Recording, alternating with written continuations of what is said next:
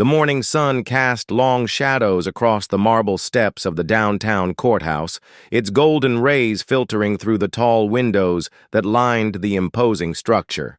Inside, the familiar sounds of justice, preparing for another day, echoed through. The hallways, the shuffle of lawyers' footsteps, the rustle of papers, and the quiet conversations that always preceded the drama of trial proceedings. Emma Richardson pressed her small frame against the cold stone wall near the side entrance, her heart hammering against her ribs like a caged bird desperate for freedom.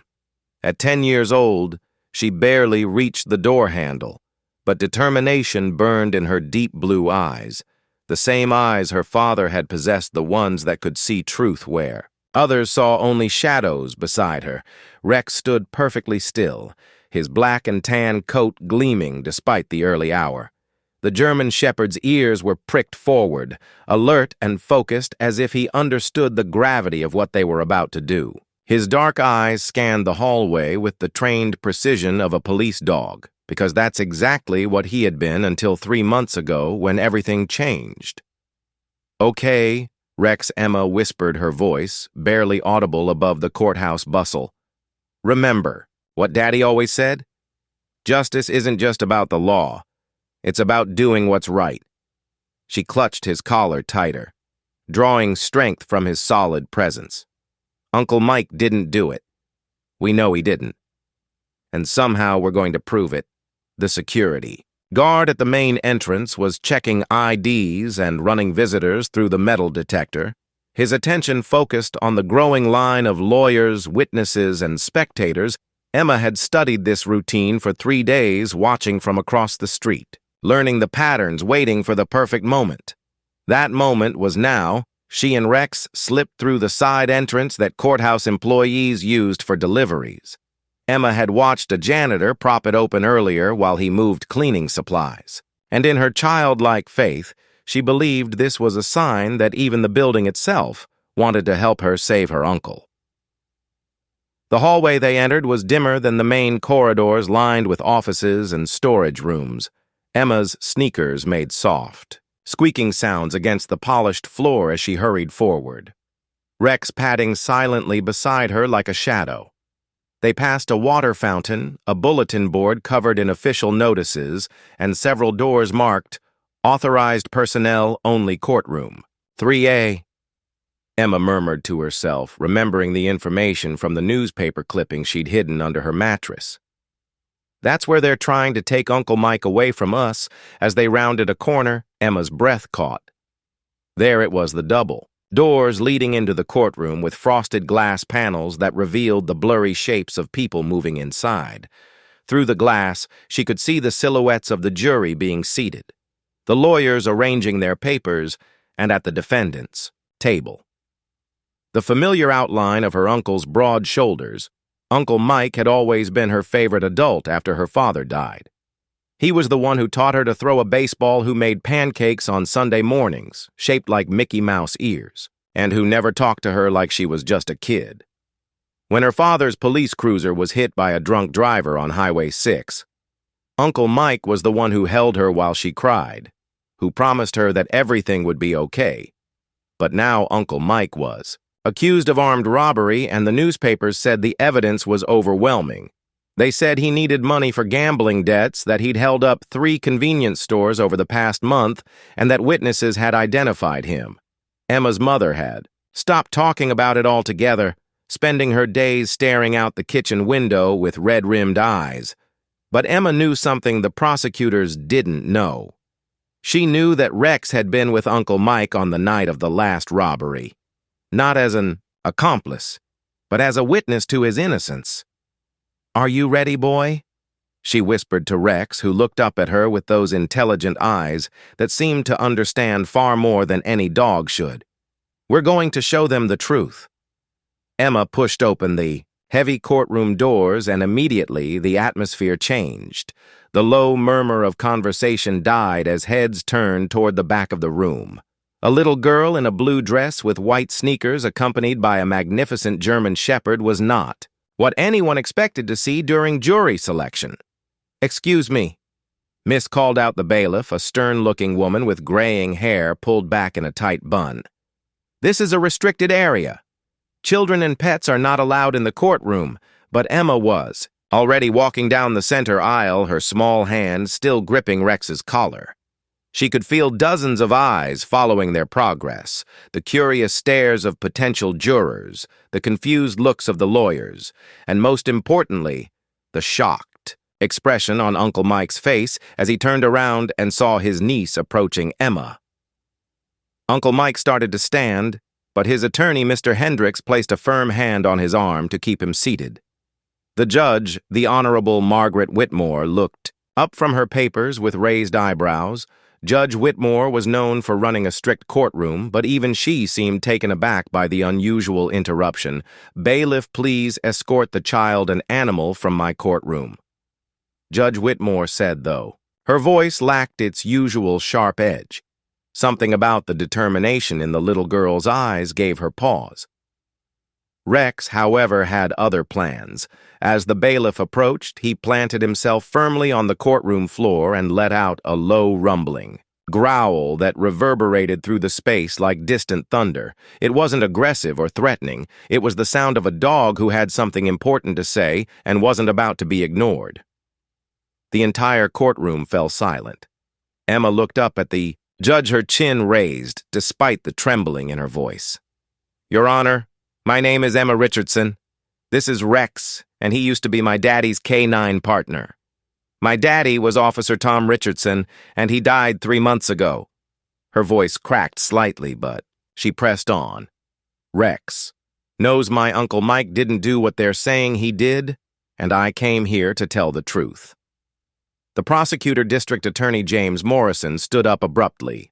"Your Honor, this is highly irregular. The child should be removed immediately, and I moved to." But Rex's growl deepened, and every person in that courtroom felt something shift in the air. The dog's eyes were fixed, not on the judge, not on Emma, and not on Uncle Mike. They were locked onto a man sitting in the third row of the gallery, a thin man with nervous eyes who had been fidgeting with his hat since the proceedings began. Judge Whitmore stared at the scene before her, her judicial training warring with an inexplicable feeling that something extraordinary was happening. In her courtroom, in 30 years on the bench, she had never encountered anything quite like this. "Mr. Hendricks," she said, slowly addressing Uncle Mike's defense attorney, "is this your client's niece?" "Yes, Your Honor.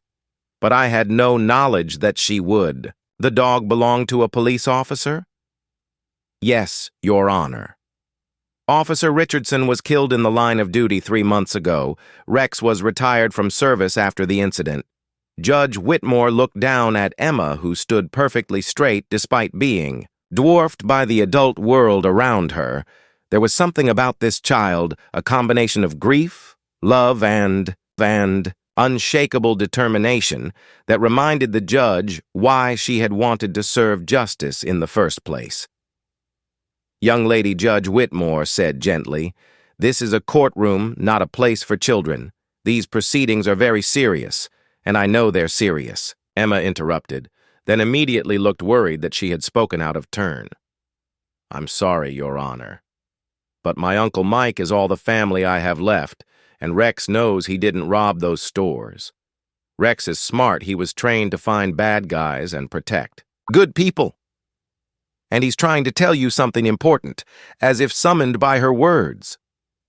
Rex barked once, sharp and clear, still staring at the nervous man in the gallery. The man's face had gone pale, and beads of sweat were forming on his forehead, despite the air conditioning. The courtroom buzzed with whispers and speculation. Jury members leaned forward in their seats, reporters in the back row scribbled frantically in their notebooks, and Judge Whitmore found herself faced with the most unusual decision of her career. She could have Emma and Rex removed as protocol, demanded she could proceed with the trial as planned, letting the evidence and testimony determine Uncle Mike's fate, or she could listen to the small voice inside her. That whispered that sometimes justice came in unexpected forms, even if that form was a 10-year-old girl, and her father's former police dog bailiff, Judge Whitmore, said, "Finally, please arrange for seating for Miss Richardson in the front row, and see if we can provide a water bowl for—" She paused, studying the magnificent German shepherd who seemed to command the courtroom's attention for Officer Rex. The bailiff looked confused. "Your Honor? You heard me, and let the record show that this court recognizes the presence of Emma Richardson, daughter of fallen Officer Tom Richardson, and Rex, former K-9 officer with the Metropolitan Police Department." Judge Whitmore's voice carried the weight of judicial authority, but her eyes were soft as they looked at Emma. "This court will hear what they have to say." Emma's face broke into the first genuine smile she'd worn in months, while Rex remained focused on the nervous man who was now shifting uncomfortably in his seat and glancing toward the exit doors. Whatever was about to happen, Judge Whitmore realized this would be a trial unlike any other in her distinguished career.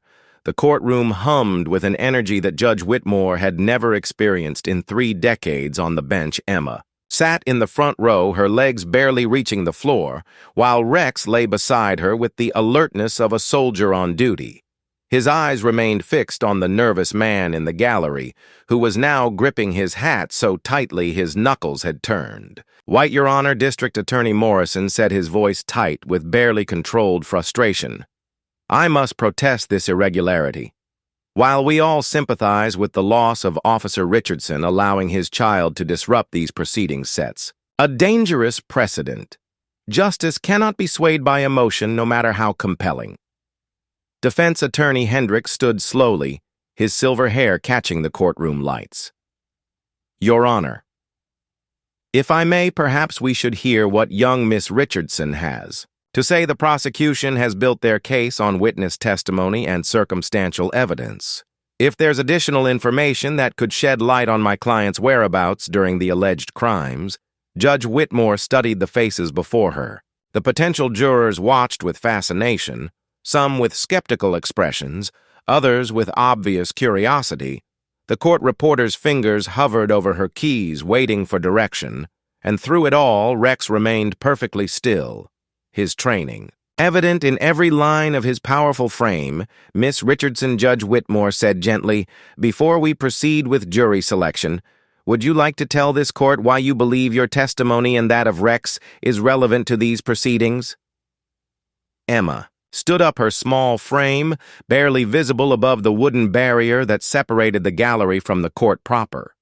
Her voice was stronger now, fueled by the knowledge that she was finally being heard. "Your Honor, my daddy always told me that Rex was the smartest partner he ever had. Rex could find hidden drugs, track down suspects who ran away, and he always knew when someone was lying." Emma's voice carried across the silent courtroom. "The night they said Uncle Mike robbed the Quick Stop on Maple Street, Rex was with him. They weren't robbing anything, they were visiting my daddy's grave. A collective." Intake of breath swept through the courtroom. Uncle Mike's head dropped into his hands, and Emma could see his shoulders shaking. "Emma, honey, Uncle." Mike called out softly, "You don't have to do this." "Yes, I do," Emma replied, turning to face him with the same determined expression her father had worn when facing difficult situations. "Because you always told me to speak up for what's right, just like Daddy did." She turned back to Judge Whitmore. "Every Saturday night since Daddy died, Uncle Mike takes Rex and me to visit the grave. We bring flowers and tell Daddy about our week. Rex always lies down next to the headstone like he's guarding it." Emma's voice caught slightly. "That's where they were that night, at Willowbrook Cemetery." "Not robbing stores," Morrison scoffed. "Your Honor, this is the testimony of a grieving child who would naturally want to protect her remaining family. Children are easily confused about dates and times," and Rex's growl cut through the prosecutor's words like a knife. The dog had risen to his feet, his eyes still locked on the nervous man, but now his lips were pulled back, slightly, revealing white teeth. It wasn't an attack posture, but rather the alertness of a trained police dog who had detected something important. "Rex knows," Emma said quietly, but her words carried in the silent courtroom. "He knows that man." She pointed toward the nervous individual in the third row. "That's the man we saw running away from the cemetery that night. Rex chased him, but Uncle Mike called him back because he said we shouldn't leave Daddy alone." The man Emma had pointed to half rose from his seat, his face now ashen. I don't know what she's talking about. I've never seen this kid before in my life."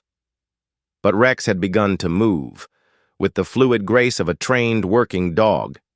He walked to the gate that separated the gallery from the court proper and sat directly in front of it, his gaze never leaving the nervous man. A soft whine escaped his throat, not of distress, but of recognition and frustration at being unable to complete his duty. Judge. Whitmore watched this unfold with growing amazement. She had seen police dogs testify in her courtroom before, in a sense.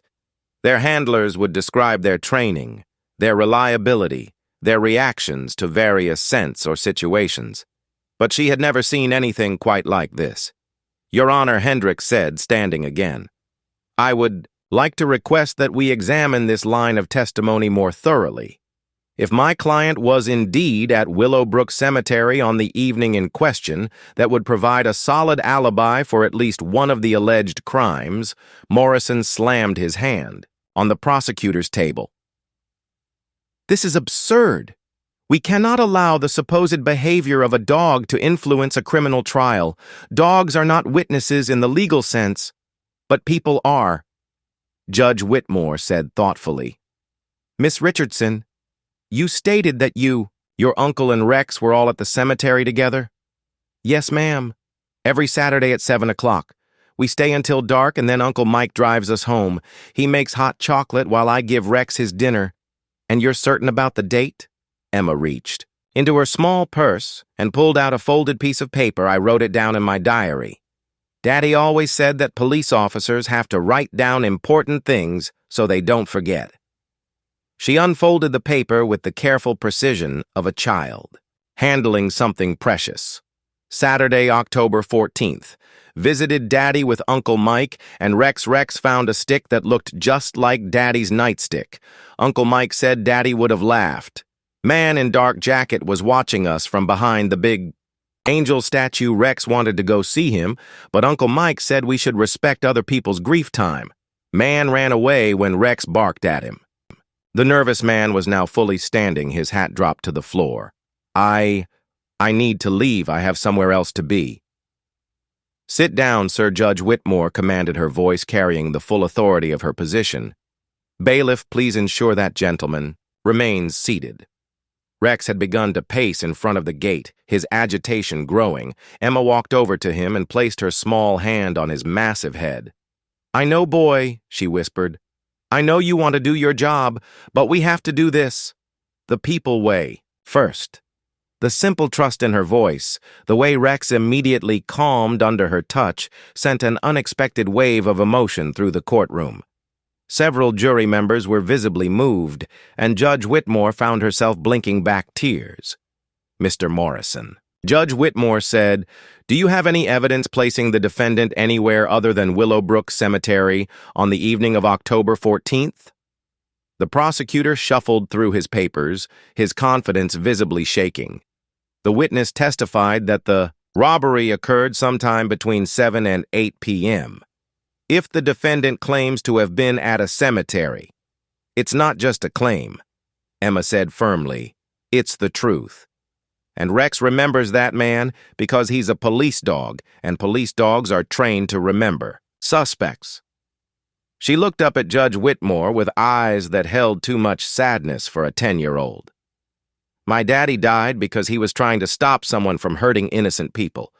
Uncle Mike has been taking care of Rex and me ever since because that's what family does. He would never hurt anyone or steal anything. Rex knows the difference between good people and bad people, and Uncle Mike is good people. The courtroom was so quiet that the hum of the air conditioning seemed loud. Emma's simple, Honest words had stripped away the legal complexity and reduced the situation to its most basic elements.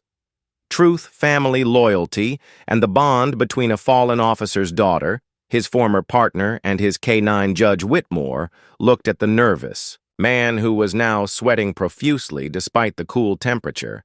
She looked at Rex, who remained focused and alert. She looked at Emma, who stood with the quiet dignity of someone far beyond her years. And she looked at Uncle Mike, whose eyes reflected both love for his niece and the terror of potentially losing the only family he had left. "This court will recess for 30 minutes, Judge Whitmore announced. During that time, I want cemetery records, checked security footage reviewed if available." And she paused, looking at the nervous man. "I want to know exactly who you are, sir, and what your connection to this case might be." As the courtroom began to empty for recess, Emma remained seated with Rex beside her. Uncle Mike was allowed to approach, and he knelt down to wrap his niece in a fierce hug. "Emma, sweetheart, you didn't have to do this. You're just a little girl. Daddy always said I was his brave girl," Emma replied, her voice muffled against his shoulder. "And Rex and I know you're innocent. We're going to prove it." Rex looked up at both of them, his tail wagging slightly for the first time since entering the courtroom. And for the first time in months, Uncle Mike allowed himself to hope that maybe, just maybe, truth and justice might prevail. After all, the 30-minute recess stretched into an hour as Judge Whitmore's chambers buzzed with activity.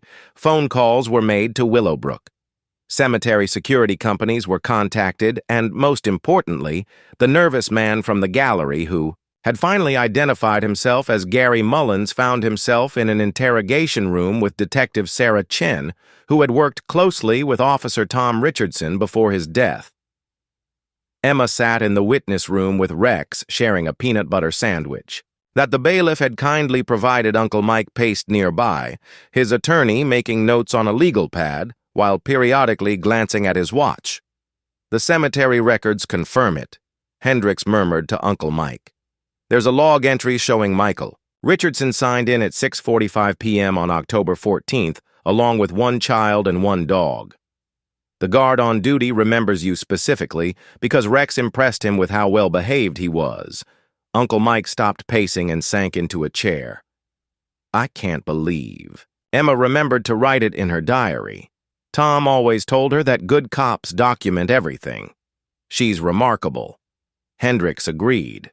"But Mike, you need to understand, even with this alibi for one night, the prosecution still has evidence for the other. 2 robberies. Witness identifications, similar physical descriptions, and I didn't do any of them," Uncle Mike said quietly. "Tom died trying to protect this community.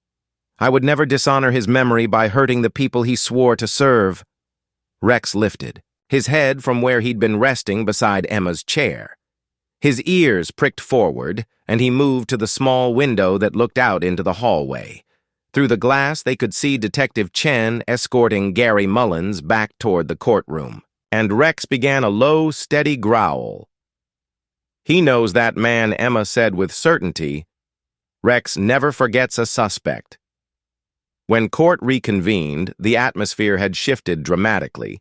Judge Whitmore took her seat with the bearing of someone who had just reviewed information that changed everything. "Ladies and gentlemen of the jury," she began. "Before we proceed with opening statements, this court has received some information that requires our immediate attention." She turned to the prosecutor, Mr. Morrisons. "Understand you've had an opportunity to speak with Mr. Gary Mullins during the recess?" Morrison's face was grim. "Yes, Your Honor. Mr. Mullins has been cooperative in providing certain information about his whereabouts during the times in question, and would you care to share that information with the court?" Morrison stood reluctantly. "Mr. Mullins has admitted to being in the vicinity of Willowbrook Cemetery on the evening of October 14th. He was visiting a grave." "Whose grave?" Judge Whitmore asked. "Pointedly, his brother's, Your Honor. Daniel Mullins, who died 6 months ago." Emma leaned forward in her seat. "That's not true," she said loudly enough for everyone to hear. "We go to that cemetery every week. There's no Daniel Mullins buried there. Judge, Whitmore held up a hand for silence, but her expression suggested she was thinking the same thing. "Mr. Mullins, please stand Gary." Mullins rose unsteadily, his hands shaking as he gripped the back of the pew in front of him. "Your Honor, I was just paying." "My respects to Mr. Mullins," Detective Chen interrupted, entering the courtroom with a file folder in her hands. "We've just completed a search of cemetery records for the past year. There is no Daniel Mullins buried at Willowbrook Cemetery. In fact, there are no Mullins family plots anywhere in the county." Rex was on his feet now, his entire body rigid with attention. The growl that rumbled in his chest was deeper than before the sound a trained police dog makes when he's identified his target. Furthermore, Detective Chen continued, "Mr. Mullins has an interesting criminal history. 3 arrests for armed robbery in the past 5 years, 2 convictions, and he was released from state prison just 4 months ago." The courtroom erupted in whispers and gasps. Morrison looked like he'd been punched in the stomach, while Hendricks fought to keep a triumphant expression off his face. "Your Honor," Emma called out. Standing on her chair so she could be seen over the barrier, "Rex knows what happened. He saw everything. Judge Whitmore stared at the 10-year-old girl who had somehow managed to turn her courtroom upside down in the space of 2 hours. "Emma, sweetheart, I know you believe Rex understands what's happening, but dogs can't testify in the way that people can, but he can show you." Emma insisted Daddy trained him to track suspects and find evidence. "If you let him, he could show you what he saw that night at the cemetery." Morrison jumped to his feet. "Your Honor, this has gone far enough. Whatever this child thinks her dog can do it has no bearing on the legal proceedings. We have 3 witness identifications placing Michael Richardson at the scene of armed robberies. Witnesses can be wrong," Emma said with the devastating logic that only children can employ. "But Rex is a police dog. He was trained to be right." Gary Mullins suddenly bolted for the courtroom door, but he had forgotten about Rex's training. The German Shepherd moved with lightning speed, positioning himself between Mullins and the exit. He didn't attack or bite. He simply stood there blocking the way while his bark echoed through the courtroom with the authority of law enforcement bailiff. Judge Whitmore called, and within seconds Mullins found himself restrained and returned to his seat. "This is all wrong," Mullins babbled. "I didn't do anything. I was just visiting the cemetery like I said. That dog doesn't know anything." Rex turned toward Mullins and sat directly in front of him, his intense gaze fixed on the man's face. Then, in a gesture that sent chills through everyone present, Rex lifted his right paw and placed it on Mullins' knee, the exact same gesture police dogs are trained to use when they've successfully located narcotics or evidence. Detective Chen's eyes widened. Judge Whitmore Rex was trained in evidence detection. That's his alert signal. He's indicating that he's found something significant about Mr. Mullins. This is insane. Morrison protested, but his voice lacked conviction. Emma climbed down from her chair and walked to where Rex sat, alert, in front of Mullins. "Rex remembers you," she said to the sweating man. "You were the one running away that night. You were the one who looked scared when Rex barked at you." She turned to address the entire courtroom, her small voice carrying with surprising strength. "My daddy always said that guilty people run and innocent people stand their ground. Mr. Mullins ran away at the cemetery, and he just tried to run away again. Uncle Mike never ran from anything." In his whole life, Judge Whitmore looked at the scene before her. A trained police dog alerting on a man with a criminal history of armed robbery, a man who had lied about his reason for being near a crime scene, and a 10-year-old girl whose unshakable faith in truth was more compelling than any legal argument she'd heard in years. Detective Chen. Judge Whitmore said slowly, "I want you to examine the physical evidence in this case again, but this time with Mr. Mullins as a potential suspect. Fingerprints, height and weight comparisons, any security footage that might exist. Already working on it." "Your Honor." Detective Chen replied, Mullins is approximately the same height and build as Mr. Richardson. The convenience store cameras from all three robberies captured images of a man whose face was partially obscured, but the physical characteristics match. Both men, Rex remained in his alert position, his paw still resting on Mullins' knee, as if he understood that his job was to hold the suspect until human justice could take over. Emma looked up at Judge Whitmore with eyes that held both hope and exhaustion. Your Honor, Rex knows the truth. He's been trying to tell everyone since we walked in here. Daddy always said that Rex never made a mistake. When he was working, he's working right now. The judge stared down at the child, the dog, and the trembling man who was beginning to look more like a suspect than a mourner with each passing moment. Mr. Mullins, Judge Whitmore said in a voice that could cut glass, I think it's time you told us the truth about what really happened on October 14th and the other nights in question. The whispers of the past were becoming shouts of the present, and Rex's faithful partner to a fallen officer was finally going to complete his last case.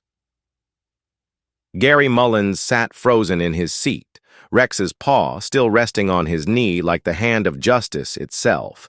Sweat beaded on his forehead as Detective Chen returned to the courtroom carrying an evidence box that seemed to hold the weight of truth. Your Honor, Detective Chen announced, we've made some remarkable discoveries during this recess. She opened the box and withdrew several clear evidence bags. These items were collected from all three robbery scenes, but were never properly cross-referenced with recent parolees. Emma watched from her seat, Rex having returned to her side, but maintaining his alert posture. Uncle Mike sat at the defendant's table, his hands clasped so tightly his knuckles had turned white. The first item. Detective Chen continued holding up an evidence bag containing what appeared to be fabric fibers or blue cotton fibers found on the door handle of the first robbery location. The perpetrator appeared to have torn his clothing. While fleeing, she looked directly at Gary Mullins. Mr. Mullins, would you mind standing and showing the court what you're wearing today? Mullins remained seated, shaking his head frantically. I don't have to do anything. This is all circumstantial nonsense. Stand up, Judge Whitmore commanded her voice, carrying the full authority of the bench. Reluctantly, Mullins rose, revealing a blue work shirt with a distinctive tear along the right sleeve, exactly where someone might catch their clothing on a door handle. While fleeing in panic, a collective gasp swept through the courtroom. Several jury members leaned forward, their expressions shifting from skepticism to growing belief. The second piece of evidence, Detective Chen continued, is more compelling. She held up another bag containing a single leather glove. This was found behind the Quick Stop where the October 14th robbery occurred, the same night when Michael Richardson was proven to be at Willowbrook Cemetery. Emma stood up her hand instinctively, reaching for Rex's collar. That's the night we saw him running away. Rex wanted to chase him, but Uncle Mike said we should let him grieve in peace. Except he wasn't grieving, Detective Chen said grimly. Mr. Mullins, this glove is a size large which matches your hand size according to your prison intake records. More importantly, she paused for dramatic effect. It contains traces of blue cotton fibers matching your shirt, and it has your fingerprints on the interior. Morrison had gone pale. Detective Chen, was this evidence available during our initial investigation? It was collected, but not processed through the database of recently released inmates. We were focused on local suspects who matched the physical description, which unfortunately led us to Mr. Richardson. Rex suddenly stood and walked to the evidence table, his nose working the air around the glove bag. He sat and raised his paw. Another clear alert signal. Emma's eyes widened. Rex smells him on that glove. That's his scent alert, Daddy. Taught me all the signals. Judge Whitmore watched this unfold with growing amazement. Detective Chen, what else did you discover during your investigation? The most damning evidence? Your Honor, came from security footage we hadn't previously examined. Detective Chen wheeled in a television and DVD player. This footage is from a traffic camera located 2 blocks from the quick stop, taken at approximately 7:45 p.m. on October 14th. The screen flickered to life, showing a grainy but clear image of a man in a blue shirt running down the sidewalk, constantly looking over his shoulder as if being pursued. The timestamp confirmed it was taken just minutes after the robbery occurred. "Now, watch carefully," Detective Chen said, freezing the frame. "This man is clearly fleeing from something, and if you look at his clothing, the torn sleeve was visible even in the poor quality footage, matching perfectly with Mullins's shirt. But the most interesting part," Detective Chen continued, "is what happens next." She let the footage play, and suddenly a German shepherd appeared at the edge of the frame, clearly tracking the running man before stopping and turning back. Emma gasped. "That's Rex. That's when Uncle Mike called him back." She turned to the jury, her voice filled with excitement. "See? Rex was chasing the real robber, but we thought he was just being protective of Daddy's gravesite." Mullins had slumped in his seat, his face buried in his hands. "This is all wrong," he mumbled. "It wasn't supposed to happen like this." Judge Whitmore leaned forward. "Mr. Mullins, would you care to explain what you mean by that?" Mullins looked up with defeated eyes. "I never meant for anyone else to get in trouble. I just needed money. Prison left me with nothing, no job prospects, no family. So you decided to rob innocent people?" Emma asked with the direct honesty that only children possess. "I was desperate," Mullins replied weakly. "And when I heard on the police scanner that they were looking for someone matching my description, I figured I'd lay low and let them arrest whoever they found first." The courtroom erupted in angry murmurs. Uncle Mike's hands clenched into fists, while Morrison looked like he wanted to disappear into the floor. Rex walked over to where Mullins sat and stared at him with the unwavering gaze of justice. This time he didn't growl or bark. He simply watched, as if waiting for the human legal system to finally catch up with what he had known all along. "Your Honor," Hendricks said, standing slowly, "I move for immediate dismissal of all charges against my client, Michael Richardson." "Mr. Morrison?" Judge Whitmore asked, though her tone suggested she already knew the answer. The prosecutor stood reluctantly. "In light of this new evidence, the state withdraws all charges against Michael Richardson and requests that Gary Mullins be taken into custody for the armed robberies of October 7th, October 14th, and October 21st. Emma jumped from her seat and ran to Uncle Mike, who swept her up in a fierce hug as tears streamed down both their faces. Rex trotted over to join the reunion, his tail wagging for the first time since entering the courtroom. But Judge Whitmore wasn't finished. She looked at Gary Mullins with an expression of profound disappointment. "Mr. Mullins, your actions didn't just harm the store owners you robbed. You were willing to let an innocent man go to prison, leaving a 10-year-old girl orphaned and alone. You were prepared to destroy what remained of a family that had already sacrificed everything in service to this community." She gestured toward Emma, who was still wrapped in Uncle Mike's arms.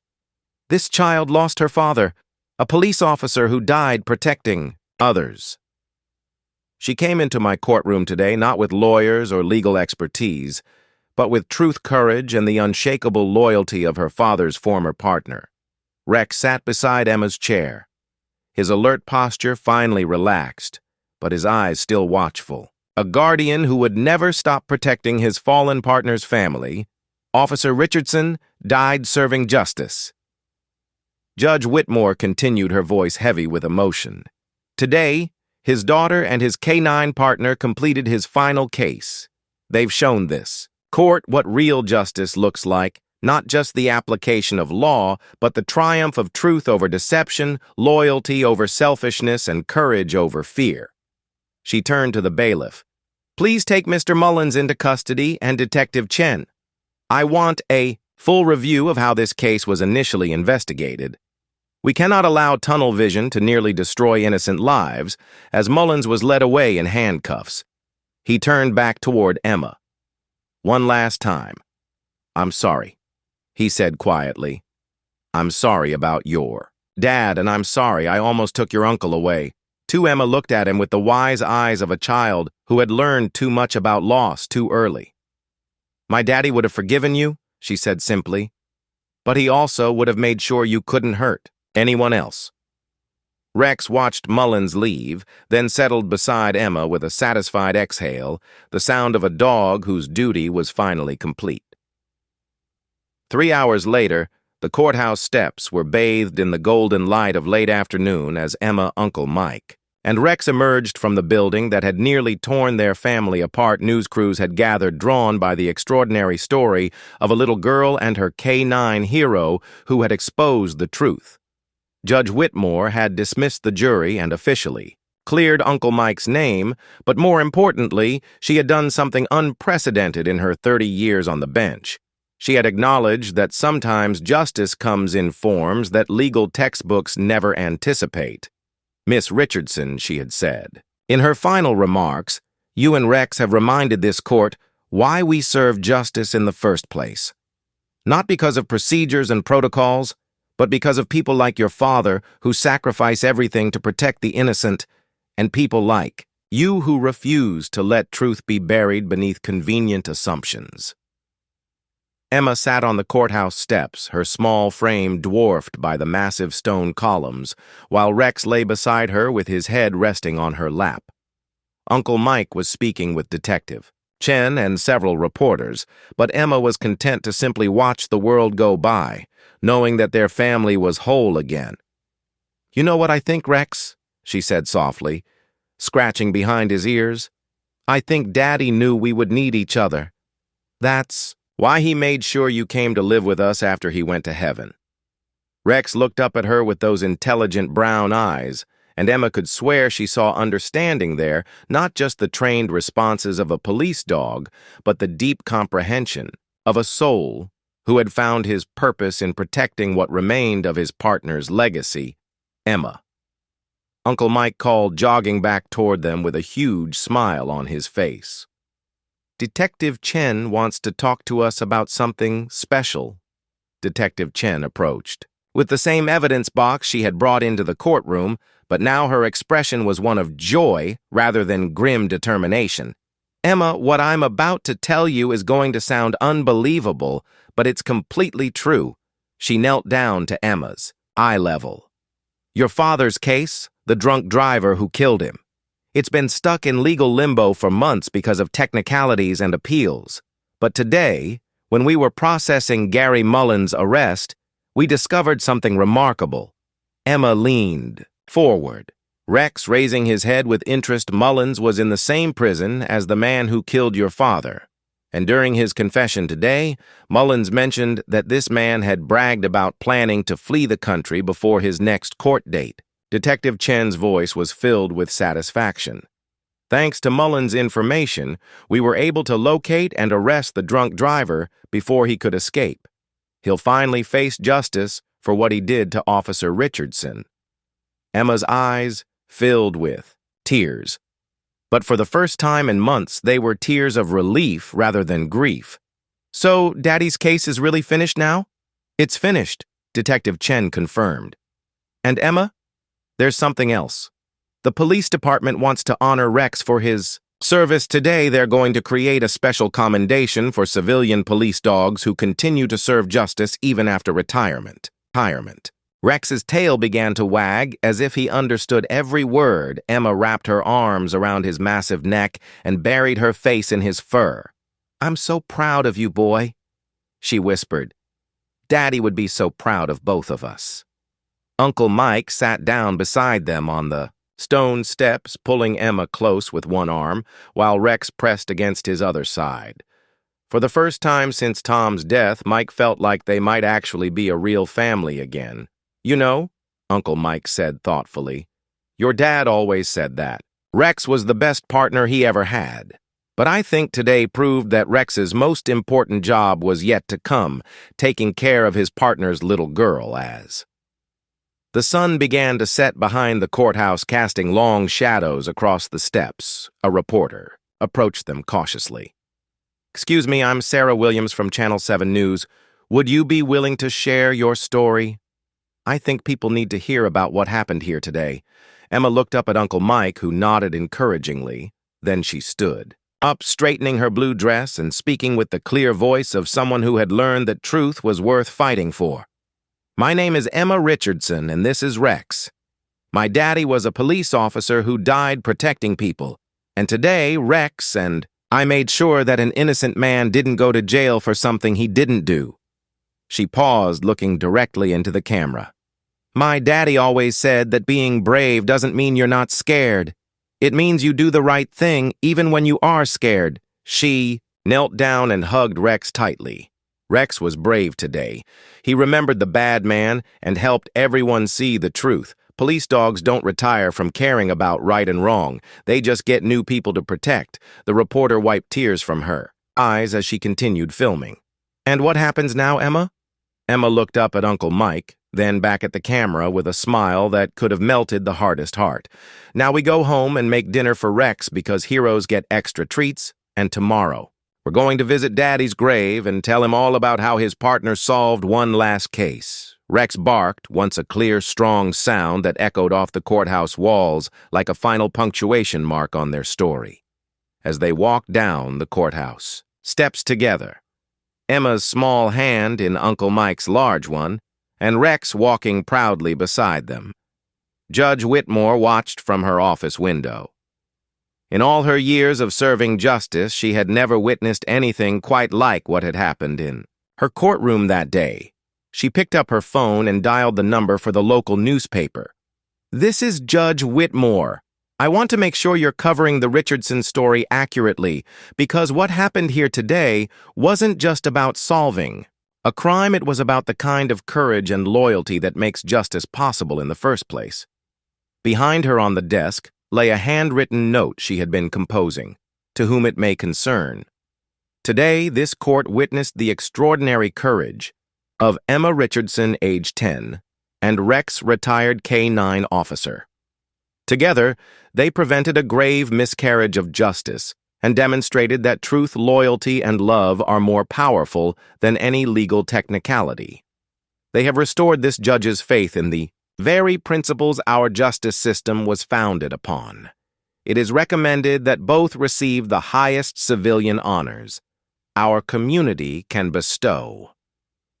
3 months later, at a ceremony attended by police officers from 3 counties, Emma Richardson received the Young Citizen Award for Courage, while Rex was inducted into the Police K-9 Hall of Honor, the first retired dog ever to receive such recognition. During her acceptance speech, Emma spoke directly to the police officers in attendance. "My daddy always said that police officers are just regular people who choose to do extraordinary things.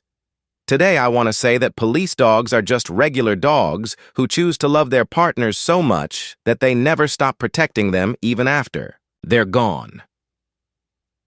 She looked down at Rex, who sat at perfect attention beside the podium, his police commendation collar gleaming in the auditorium lights. Rex didn't just solve a case today, he kept a promise.